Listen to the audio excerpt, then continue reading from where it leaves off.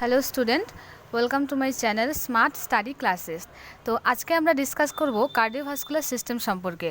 তো cardiovascular system কি? Cardiovascular system হচ্ছে এমন একটি সিস্টেম যেটার মাধ্যমে আমাদের হোল বডিতে ব্লাড সার্কুলেশন হয়ে থাকে। তো কার্ডিওভাস্কুলার সিস্টেম জানার আগে আমাদের সর্বপ্রথমে জেনে নিতে হবে হার্ট কি, কারণ হার্ট হচ্ছে কার্ডিওভাস্কুলার সিস্টেমে একটি গুরুত্বপূর্ণ ভূমিকা পালন করে থাকে। তো প্রথমে এখানে বলছে যে হার্টের যে অ্যাপিয়ারেন্সটা, অর্থাৎ হার্ট দেখতে কীরকম, ঠিক আছে, বা হার্টের সাইজ এবং শেপ কি। তো বলছে হার্ট ইজ আ রাফলি কোন শেপ হলো মাস্কুলার অর্গান। কথাটার মানে হলো হার্ট আমাদের কি একটা মাস্কুলার অর্গান, অর্থাৎ হার্টে আমাদের কোনো বোন নেই, ঠিক আছে। আর বলছে কোন শেপের, এটা এক ধরনের কোন শেপের, হার্টের যে স্ট্রাকচারটা সেটা হচ্ছে কোন শেপের। তারপর বলছে হার্টের যে লেন্থ সেটা বলছে 10 সেন্টিমিটার। হার্টের লেন্থ কত? 10 সেন্টিমিটার হয়ে থাকে। আর ওয়েটটা ফিমেল এবং মেলদের ক্ষেত্রে ডিফারেন্ট হয়ে থাকে। ফিমেলদের ক্ষেত্রে এখানে বলছে 225 গ্রামের কাছাকাছি, আর মেলদের ক্ষেত্রে 310 গ্রাম। এবার যাব আমরা পজিশনে, অর্থাৎ হার্ট আমাদের কোথায় অবস্থান করছে। তো হার্ট আমরা জানি আমাদের থোরাসিক ক্যাভিটিতে থাকে, আর কোথায়? লেফট সাইডে থাকে, এটা আমরা সবাই জানি, ঠিক আছে। তো অ্যাকচুয়াল যে লোকেশনটা সেটা এখানে বলছে the heart lies obliquely in the thoracic cavity in the mediastinum, the space between lungs, ঠিক আছে। কথাটার মানে হলো আমাদের হার্ট কোথায় অবস্থান করছে? মিডিয়াস্টিনামে। মিডিয়াস্টিনাম হচ্ছে এমন একটা স্পেস যেটা কিনা বোথ লাংসের মাঝখানে থাকে, ঠিক আছে। তো এখানে আমাদের হার্ট অবস্থান করছে। আর বলছে slightly more to the left of the chest, এবং আমাদের চেস্টের একটু বাঁ দিকে তার লোকেশনটা। এই ছবিতে আমরা পরিষ্কার দেখতে পাচ্ছি যে পজিশনটা কি রয়েছে হার্টের। এটা আমাদের থোরাসিক ক্যাভিটি, এবং থোরাসিক ক্যাভিটিতে আমাদের 12 জোড়া রিবস থাকে বা হাড় থাকে, আমরা জানি।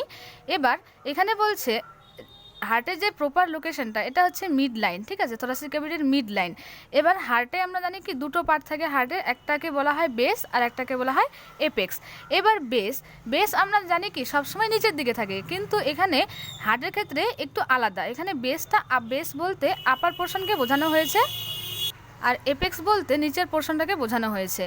এবার এখানে বলছে হার্টের যে স্ট্রাকচারটা, আমাদের লোকেশনটা, সেটা বলছে সেকেন্ড রিব থেকে শুরু করে 5th ইন্টারকোস্টাল স্পেস পর্যন্ত আসছে, আর ডায়াফ্রামের উপর রেস্ট করছে। এই যে এই রেড মার্কটা যেটা দেখা যাচ্ছে, এটা হচ্ছে ডায়াফ্রাম কি? ডায়াফ্রাম হচ্ছে একটা মাসল দিয়ে তৈরি স্ট্রাকচার, যেটা কিনা আমাদের থোরাসিক ক্যাভিটি আর হচ্ছে অ্যাবডোমিনাল ক্যাভিটিকে আলাদা করে থাকে।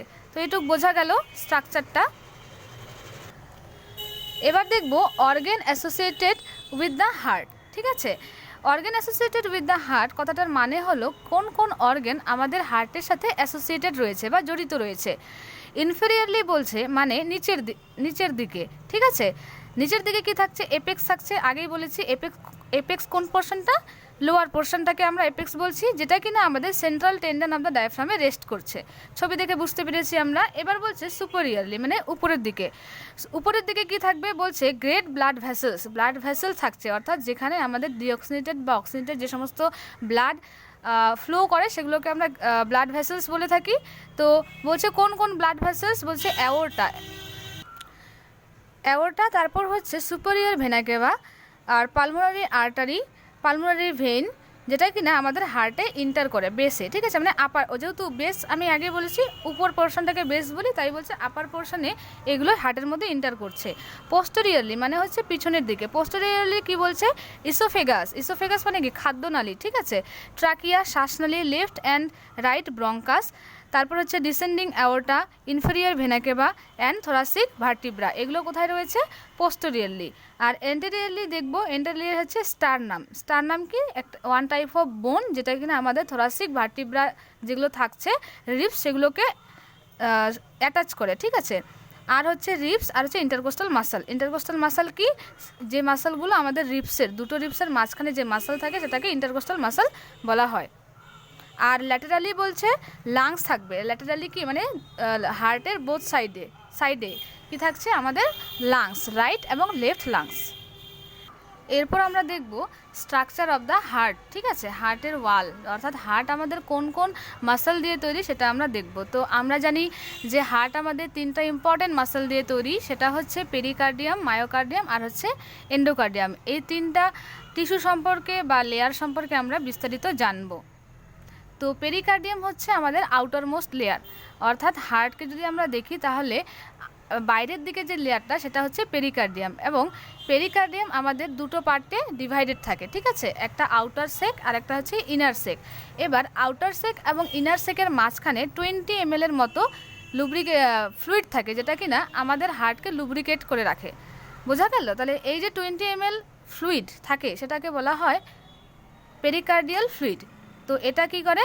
আমাদের হার্টকে লুব্রিকেট করে রাখে, ময়েস্ট করে রাখে, যখন আমাদের হার্ট কন্ট্র্যাক্ট করে, রিল্যাক্স করে, তখন যাতে ফ্রিকশন না হয় তার জন্য। তারপর সেকেন্ড যেটা বা মিডল আমরা বলতে পারি সেটা হচ্ছে মায়োকার্ডিয়াম। তো মায়োকার্ডিয়াম কথাটার মানেই হচ্ছে হার্ট রিলেটেড, ঠিক আছে। এটা হচ্ছে স্পেশাল টাইপ অফ টিস্যু, যেটা কি না শুধুমাত্র আমাদের হার্টের স্ট্রাকচারেই প্রেজেন্ট থাকে, আর বডির অন্য কোথাও আমরা এই টিস্যুকে দেখতে পাই না। এটা হচ্ছে আমাদের যে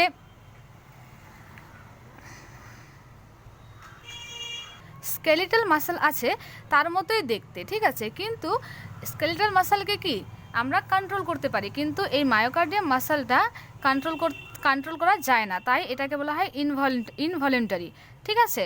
এবার যে থার্ড নাম্বার যেটা বা ইনার মোস্ট লেয়ার সেটা হচ্ছে এন্ডোকার্ডিয়াম কি বলছে? এন্ডোকার্ডিয়াম হচ্ছে ইনার মোস্ট লেয়ার, আর এটা হচ্ছে স্মুথ মাসল দিয়ে তৈরি, ঠিক আছে। এটা আমাদের যে ভালভগুলো থাকে হার্টের বা হচ্ছে যে ব্লাড ভেসেলগুলো সেগুলোকে লাইনিং প্রদান করে, ঠিক আছে।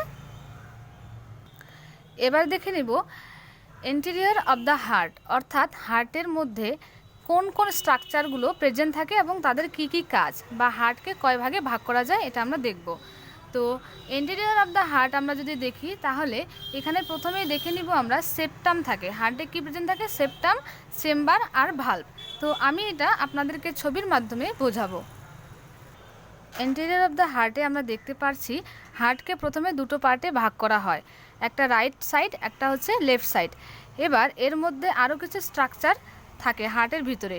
তো এই সাইডটা যেটা, এটা হচ্ছে right part of the heart, আর এটা হচ্ছে লেফট সাইড।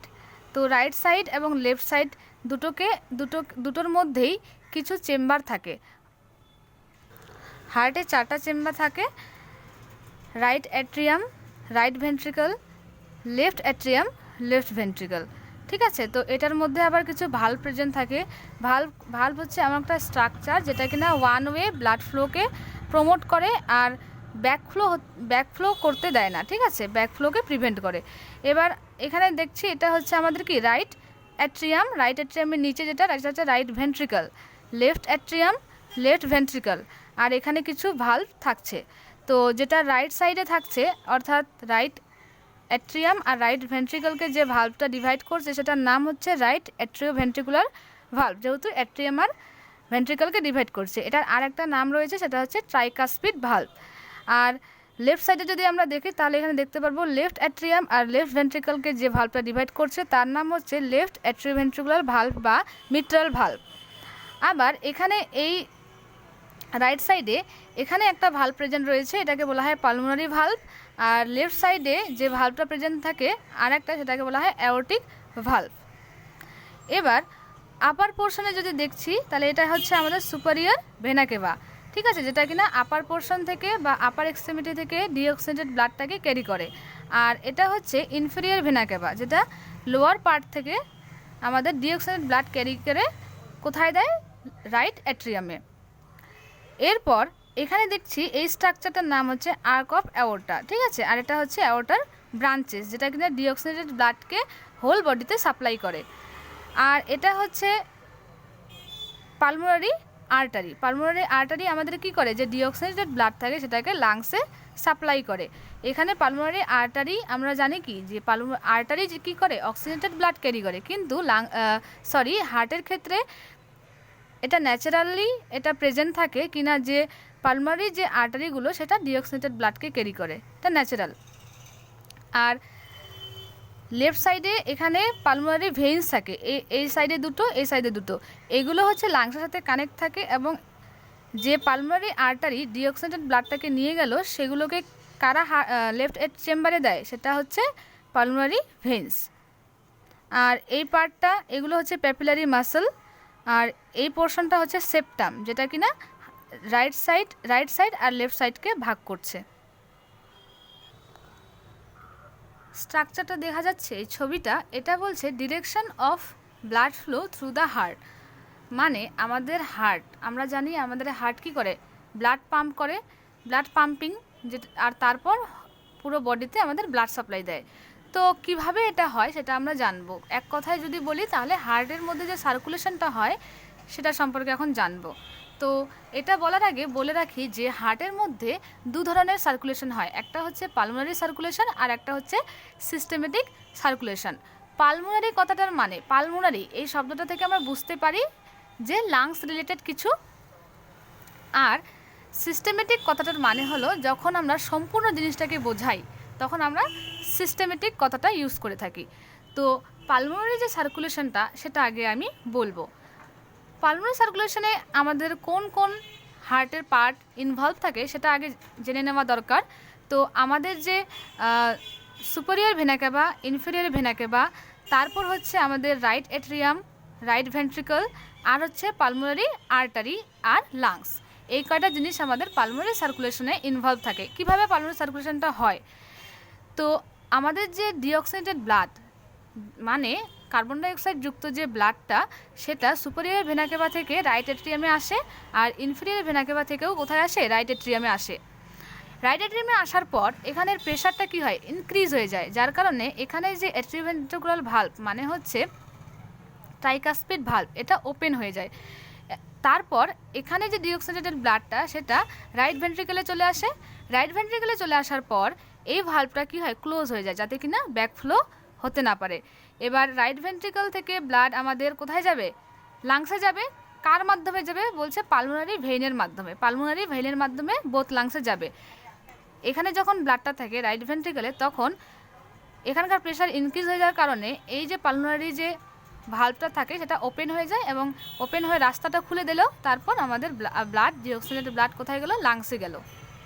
এবার লাংসে যাওয়ার পর লাংসের যে স্ট্রাকচার, তার যে ইউনিট অ্যালভিওলাই, সেখানে গিয়ে আমাদের অক্সিজেন, আমরা কি জানি লাংসের মাধ্যমে ব্রিথ করি এবং সেখান থেকে অক্সিজেন আমরা নেই আর কার্বন ডাইঅক্সাইডকে রিলিজ করি।